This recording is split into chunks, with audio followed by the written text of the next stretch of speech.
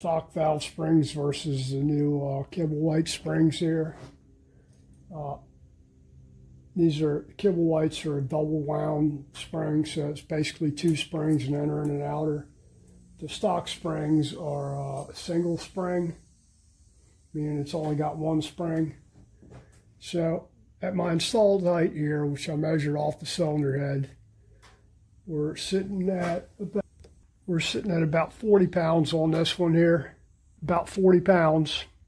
So let's swap out one of these for a Kibble-White and see how it does.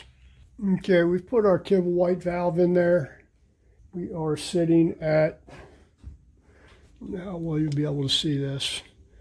We're sitting at just a little over 100 pounds. Just slightly over, which is good because we had like we had about 40 pounds to begin with, so we gave it another 60 pounds. We're at cool bind height, which was completely crushed, and we added 80 thousandths to it. Now that would be considered where we want our valve spring set at for full lift, whatever your full valve lift is. Or you'd want your full valve lift set at this height right here.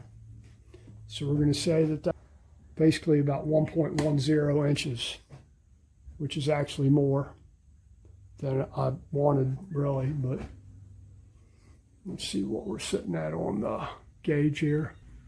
So if we use that as full valve lift right there, that would mean that our open spring pressure, that's with the valve fully open, rocker arm down, push rod all the way up, valve completely opened, we are at